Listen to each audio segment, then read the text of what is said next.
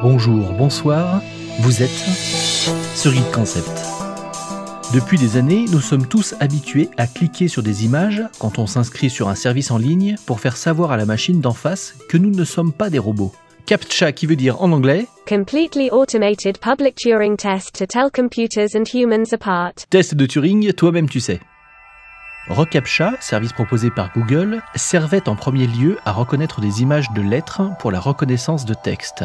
Le service en question nous a juste fait lire des milliards de mots scannés, les aidant ainsi à vendre leur service de numérisation de livres. Oui, en cliquant sur ces images, on fait du travail gratuitement pour Google.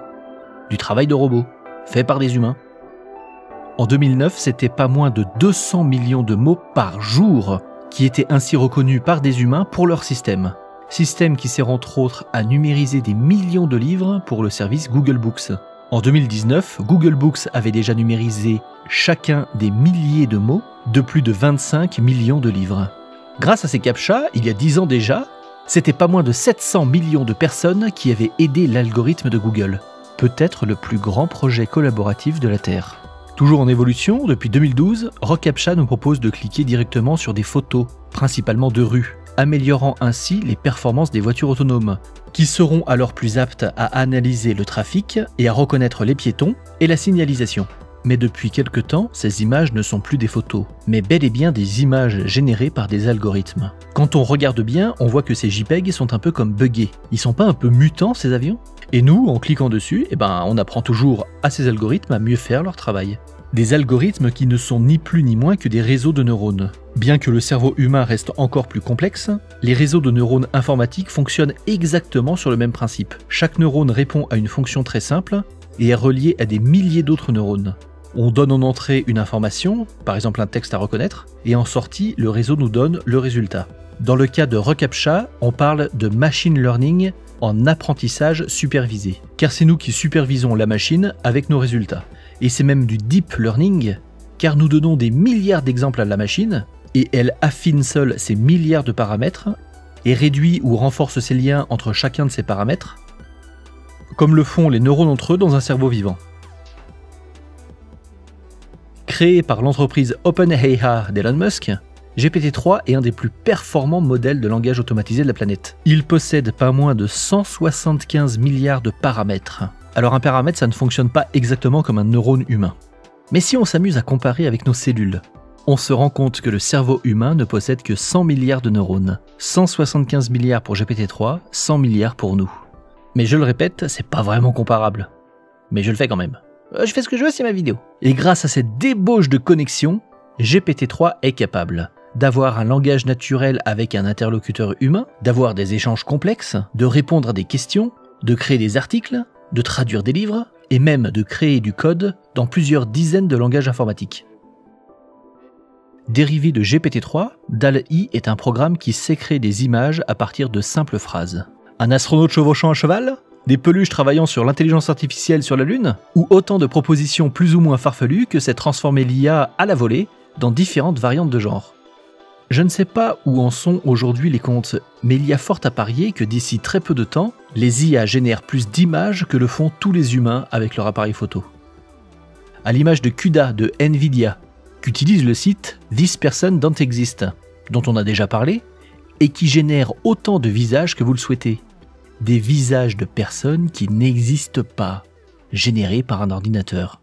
Et aujourd'hui, on ne va pas tester ni CUDA ni DALL-E, mais Midjourney, qui défraie la chronique depuis quelques semaines. Et toutes les prochaines images que je vais vous montrer sont celles que j'ai générées seul en donnant des instructions à l'algorithme. Il faut rejoindre le serveur Discord de Midjourney. Alors bien sûr, ce n'est pas encore gratuit. Le service fonctionne par abonnement à partir de 12 € par mois pour 200 images générées. Et ça va très vite, 200 images. Il te faudra à peine plus de 2 heures pour claquer ton solde mensuel. Et tu ne verras pas le temps passer. Une fois que tu as payé, tu peux parler au bot de Midjourney et tu lui envoies une simple commande Imagine avec ta description en anglais. Par exemple, Samuel Lee Jackson souriant sur la plage avec un ciel orageux violet et une eau turquoise. On peut aussi rajouter quelques autres mots-clés pour guider l'IA dans le style artistique qu'elle doit choisir, ainsi que le ratio de l'image, qu'ici je mets en 16/9. On valide et on attend quelques dizaines de secondes, le temps que le programme fasse son travail et affine ce résultat. À chaque fois, il va nous faire 4 propositions. Regardez-moi ces résultats. Alors bien sûr, c'est pas parfait. Le personnage ressemble plus à mon voisin qu'à Samuel Lidji. Il mélange la mer violette et la mer rose. J'ai pas du tout demandé ni de chapeau ni de costume rose, hein, c'est le ciel que je voulais rose, enfin que je voulais violet. Alors sur 2 des images, il n'y a même pas de Samuel Lee, et on peut soit lui demander une variante de 4 autres images à partir de l'une des 4 précédentes, soit lui demander d'agrandir l'une des 4 afin de la voir en plus haute résolution. Mais regardez-moi la qualité de ces images, regardez-moi ce rendu. L'ambiance qui se dégage de ces images, elles sont vraiment top. Hein. Je vais commencer par vous montrer mes moins bons résultats jusqu'aux plus jolis. Donc ça c'est mon tout premier test. Purple Cat Playing Game Boy. On reconnaît pas forcément la Game Boy, et puis parfois le chat n'a même pas de Game Boy d'ailleurs. Michael Jackson dans une voiture Firebird. Alors la voiture on la reconnaît vraiment pas. Michael Jackson, il y a de l'idée, mais il est déformé. Michael Jackson en enfer. Michael Jackson qui sourit dans le séjour. On le reconnaît vaguement quand même, hein. Il y a du Michael, hein. Il y a du Michael. Il fait presque plus humain que le vrai Michael Jackson. Photorealistic Huge Space Station. Et ce qui est dommage sur cette image, c'est que j'ai pas mis assez de mots-clés pour rendre la station plus réaliste. Le résultat n'est pas parfait, mais il est pas tout à fait dégueu. Après j'ai sorti des petits dessins d'hérissons pour ma nièce, et on a joué aussi avec des pandas. J'ai fait des tentatives de sculpture de hérissons à Paris. Alors la tour Eiffel, c'est pas du tout ça, la forme du bâtiment est vraiment dégueulasse, et le hérisson ne ressemble vraiment à rien. Ou qui ressemble presque plus à un porc épic. J'ai fait une statue de chat sur une colline. Et là les résultats sont assez cool. Franchement, quand on regarde une image comme ça, qu'on sait pas que c'est généré par une IA, si on n'y prête pas plus attention, on pourrait même pas voir que c'est pas une photo. Toujours pour ma nièce, du panda magique avec arc-en-ciel. Donc là je voulais un ours magicien devant le Colorado, en style manga. Le Colorado on n'y est pas du tout. Hein. Un robot chien jouet. Alors il est plus mutant que jouet, hein, le robot chien, mais bon. Toujours pour ma nièce, des petits hérissons, en fausse image de synthèse. Et là en version dessin, un peu déformé, mais ils sont assez mignons. Et spéciale dédicace à maman qui aime le scrapbooking. Toujours généré par ordinateur. C'est moi qui l'a fait maman. Tentative de figurine Lego, je voulais la Benny, mais la figurine Benny de Lego de l'espace. Donc on n'y est pas, mais pareil, un petit peu de l'idée. La même chose avec du Harry Potter, figurine de Lego Harry Potter. Donc on n'a pas de Lego, mais l'ambiance qui se dégage de ces images, là, on est en plein Harry Potter, hein, au niveau de l'ambiance. Tentative de grenouille Superman. Et là je suis parti sur une recherche de panda Wonder Woman dans un jardin. Et j'ai eu de bons résultats quand même. Celle-là a perdu son oreille au combat. Mais regardez-moi celle-là, impressionnant. Regardez comme il est mignon ce petit serpent. Mes sushis dessinés comme Van Gogh. Et des sushis en 3D. Tentative de ramen. Et mon Donald Trump en vieux bois sur de l'asphalte. Regardez celui-là. On le reconnaît, hein. C'est la moumoute qui fait tout, vous me direz. Pieuvre, jellyfish, non c'est pas pieuvre, c'est... Méduse, test de méduse avec des gros yeux. Alors bon, méduse plus ou moins, mais le monstre est sympa je trouve. Tentative de gâteau cochon. Et voici mes monstres mutants en fromage, dont je ne suis pas peu fier. C'est un Happy Monster, hein, il est heureux. Après je me suis amusé à demander un labyrinthe en bonbons. Et le résultat est vraiment bluffant. Malgré pas mal de défauts, dans l'ensemble c'est assez photoréaliste. Ça me donne faim. J'avais demandé une mamie pirate, hein. Il a pas réussi à sortir une mamie pirate. Elle fait un peu mutante aussi, hein, elle a des gros défauts, mais elle a un côté sympathique, hein, cette mamie. Ça c'est des tests de femme cyborg. Et celle-là est vraiment sympa avec tous ces petits filaments et ces simili Google Glass. Hein. Et son nez un peu de traviole. Test de station orbitale, alors là la station orbitale n'y est pas du tout, mais on a une ambiance spatiale pas inintéressante. Alors j'ai recommencé avec mes cyborgs. Cyborg à 2 têtes. Donc c'est des visages très déformés, hein, mais il y a de l'idée quand même. Elle est pas mal, hein, en mode dessin. Dommage qu'elle soit pas plus photoréaliste, elle fait un peu trop crayonné, mais c'est pas mal. Hein. Et je me suis concentré sur les yeux de Cyborg. Et alors moi je voulais un œil sphérique. Il m'a fait un œil plutôt féminin. Il m'a donné un œil très profilé, mais c'est pas dégueu. Hein. Et on y croirait vraiment hein, à ces objets. Hein. Ça pourrait être des vraies photos d'objets. Hein. Alors moi je voulais du Gribble, mais du Gribble de science-fiction, de ce genre-là. C'est un autre thème dont on va parler prochainement. Donc le résultat est pas du tout ce que j'attendais. Mais au niveau des textures, on est bon. Hein. Alors là, j'ai été un petit peu trop optimiste. Hein. Fat Geek Ninja Jedi with Glasses. Manga style. Dark Vador qui vend des glaces. Alors les sabres laser, c'est pas ça. Il y a l'idée, hein, il y a l'idée du manche. Là, on reconnaît bien le manche. Il y a le laser. Ça, c'est une des meilleures, mais c'est dommage que le laser parte complètement à 90 degrés. Hein. C'est un nouveau concept, vous me direz. On a bien l'eau de la piscine que j'avais demandé. Lightsaber at the bottom of the pool. Donc moi, je le voulais au fond de la piscine. Bon, mon anglais est pas parfait, mais j'attendais pas du tout ce résultat. Il y a de l'idée, il y a beaucoup d'idées, mais on n'y est pas encore. Hein. Et ça, c'est ma grosse femme en robe rose qui brandit un sabre laser. Alors c'est là qu'on voit que l'IA, elle a des problèmes de compréhension parfois, parce que la plupart du temps, elle me fait bien une robe rose, mais là, je suis sur une robe verte, donc ça va pas. Il y a une madame manchot, une madame bizarre, donc parfois elle en fait un peu qu'à sa tête. Hein. Et là, je suis passé sur du geek. Geek en t-shirt noir, donc geek en t-shirt noir, j'ai 2 bons résultats. Hang pink shoes, faut dire en même temps, je fais des fautes de frappe, donc je voulais des chaussures roses, donc j'ai pas eu de chaussures roses, j'ai eu des chaussettes roses, c'est déjà pas mal. Le t-shirt vert, on ne sait pas pourquoi. Et le green lightsaber, qui est pas tout le temps green. Hein. Donc retentative de Gribble Star Wars, hein, pour préciser. Alors on n'y est pas du tout, mais il a pris le Star Wars pour du paysage de Star Wars. Et regardez-moi ces textures. Là on s'y croirait. Regardez-moi ces textures et ces jeux de lumière, franchement magnifique. Ouais, on peut se croire sur notre planète là. Hein. Donc des chaises ergonomiques roses et des bureaux verts. Sauf que les chaises ne ressemblent absolument à rien. Hein. Pas évident, hein. Peut mieux faire. Et là j'ai fait des tentatives de bedroom. Blue and red bedroom. Et là franchement, c'est assez bluffant.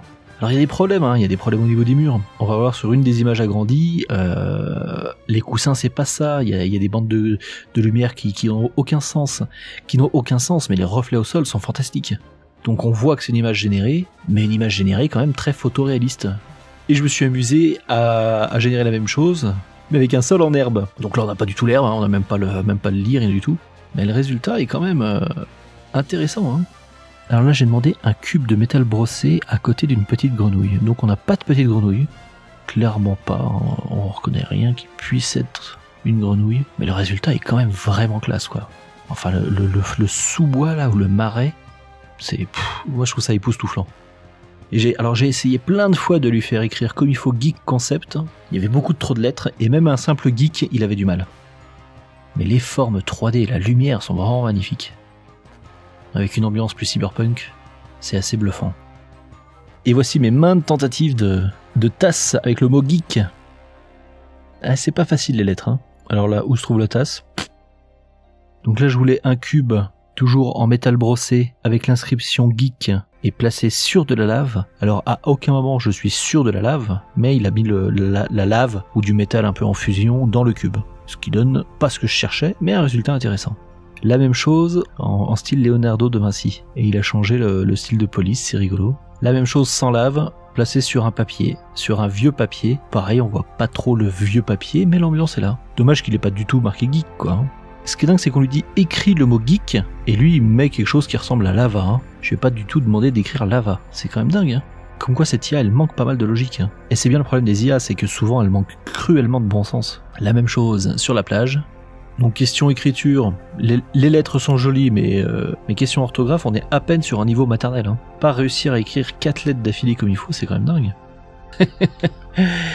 Et comme l'IA ne veut pas qu'on utilise le mot sans pour générer ces images, j'ai demandé le mot geek en confiture rouge sur du métal rouillé. C'est un peu mélangé, il a mélangé le concept confiture rouge et métal rouillé, mais le résultat est cool. Donc là j'avais demandé toujours un cube de métal brossé sur un bureau en bois. Le cube est pas vraiment en métal brossé, mais pareil, il y a quand même beaucoup d'idées. C'est dingue hein, qu'ils nous sortent autant de volumes différents avec des angles différents comme ça, et qui choisit des fonds complètement random de forêt, c'est rigolo. Donc je voulais un serpent en verre, donc il a pas du tout réussi à faire un serpent en verre, mais il m'a bien mis de l'eau comme j'ai demandé, et de la rouille. J'ai pas de métal rouillé, il est pas sûr du métal rouillé, c'est le serpent qui est en métal rouillé, il est un peu mélangé, alors je sais pas si mon anglais est parfait.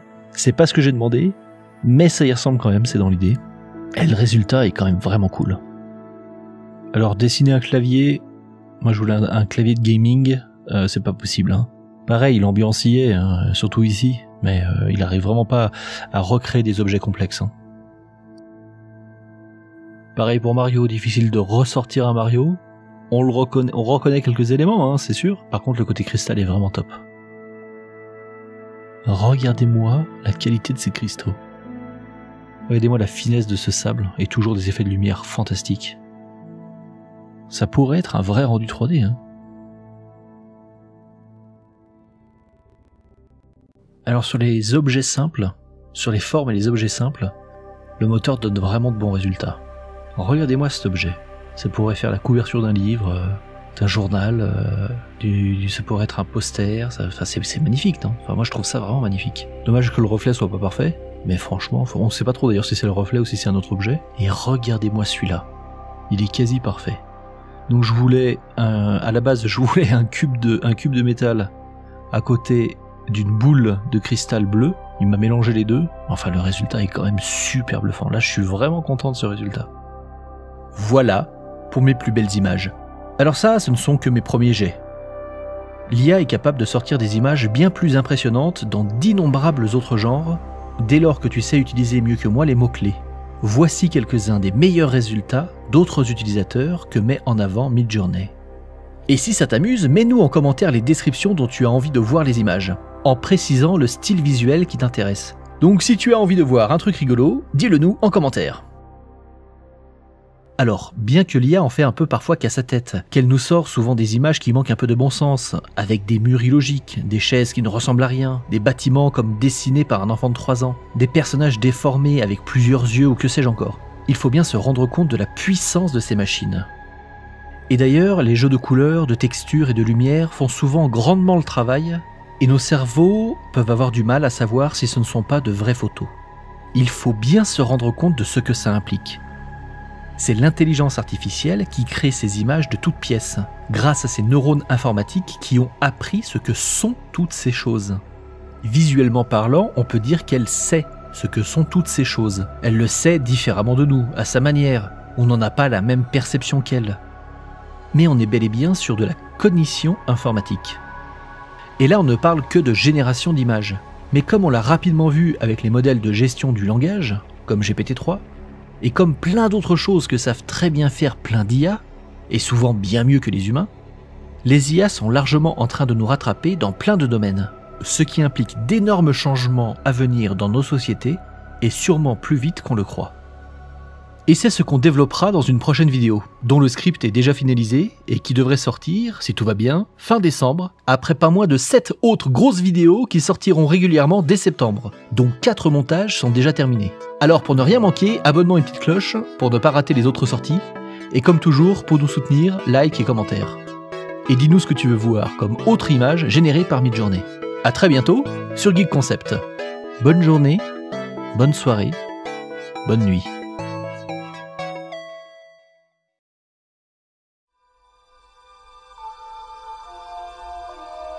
Un gros merci à mon bon CF qui se reconnaîtra et sans qui cette vidéo n'aurait pas existé.